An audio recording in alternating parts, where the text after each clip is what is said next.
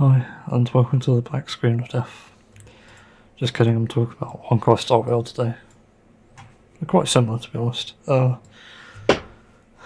the 2.1 special program just finished. Well, not as recording this, I actually watched it later, but the point is, there's some interesting bits in there.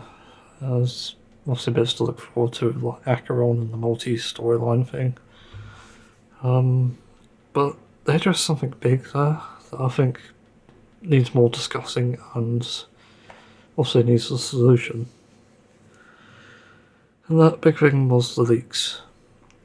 They addressed it for once, and unfortunately they didn't really do anything about it. It's like, are you guys stupid, or are you blind or deaf or something? I don't know.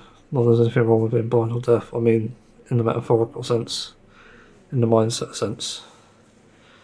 Like no empathy or no compassion. Because if you look at why people look at leaks, it's quite obvious. Because you don't see this in many other games, just to make this clear. Like, nobody was leaking Baldur's Gate 3, nobody was leaking, I'm just trying to think of another great game, Elden Ring, nobody leaked that. And to be honest, they might not have had closed betas, so open to the public, but, you know, that's the difference though. Like, it's because there's a closed beta as well, that this leaking stuff is even a thing. I put some pants on. Like, the leaks exist because they're selling a sort of high quality product in a sense. Like, this is almost the equivalent of drug dealing. Fuck's sake. You know, they're trying to sell us blue stuff, and we can only afford the white stuff. Let's say, as an analogy. Well, it's probably really inappropriate, but anyway.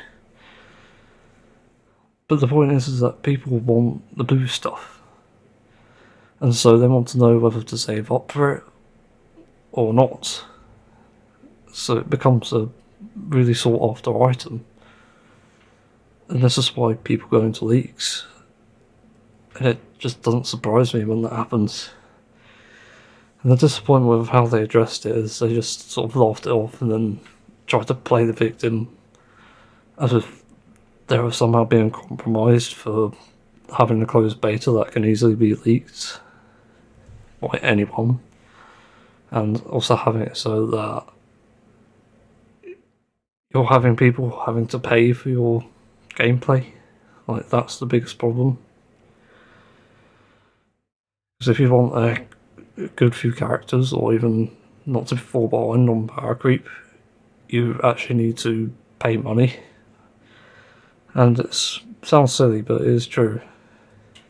Because if you're free to play, you probably won't get very far in any Hoyoverse games.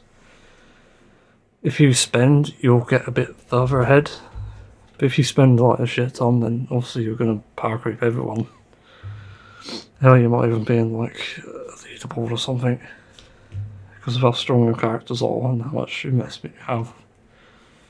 It's literally pay to win, and it's not something that's discussed enough, I don't think, in Hoyoverse games catchers even, for that matter. The pay to win shit is not good, let's be honest.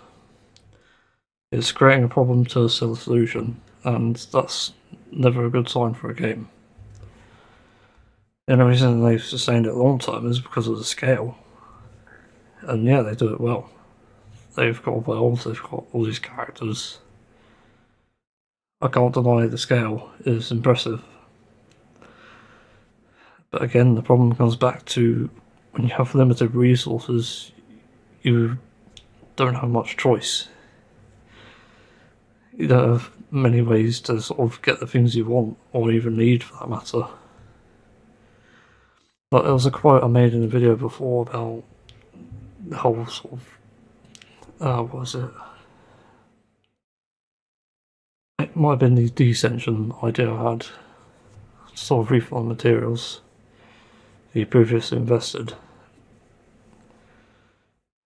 But I said something along the lines of, because of the limited resource, players are going to resort to desperate measures to do it, and this encourages toxicity naturally, because it's now an exclusive thing rather than inclusive.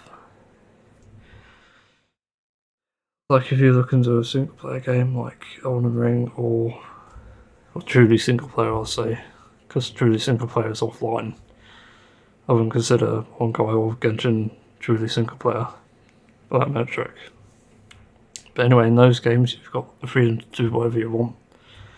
You've got mods that can adjust the game drastically, make it even more fun, like Skyrim, for fuck's sake, is like it's known for its modding.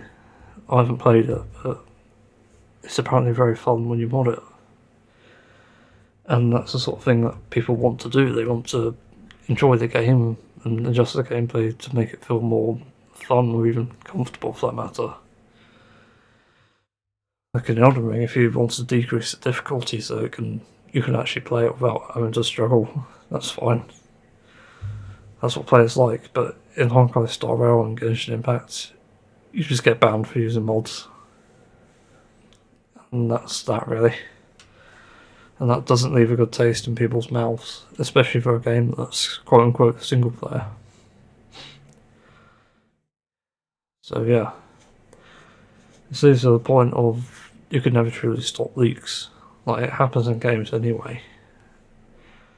And I think it's fine as long as it's kept to a minimum. Like the GTA 6 leaks, I think they were. God, that felt like so long ago, but it's only like over a year ago. Like, they were huge. That leak was it was huge. And I think what it did was spoil a bit of gameplay and the trailer. I can't remember. There's plenty of videos on it. I'm probably showing it actually. But the point is that people want a reason to be hyped or want to know to save up for something. And when there's so much like radio silence and so much mistreatment of player bases and gamers and whatnot, you have to expect that sort of thing to happen. You know, violence breeds violence. I think it's the saying that used to be said a lot. And this is similar. Violent developers are breeding violent players, and that's leading by example. You never see this sort of thing in Baldur's Gate 3, you never see it in Elden Ring, you never even see it in like Deep Rock Galactic, which is a almost perfect live service. So it's ridiculous that Hoyoverse are even claiming to be the victims here. Like, if that's wrong to say, like, fuck off. Explain yourself. Because, like, you can't just pretend that everything's okay and that everything will work out when you have a game that's so fucking toxic towards you that you want to be toxic yourself. Or have to be, even. It still reminds me of my 1.6 experience in Genshin Impact, which was arguably one of the worst patches ever. It was a nice sort of environment until the Margu Kengi boss.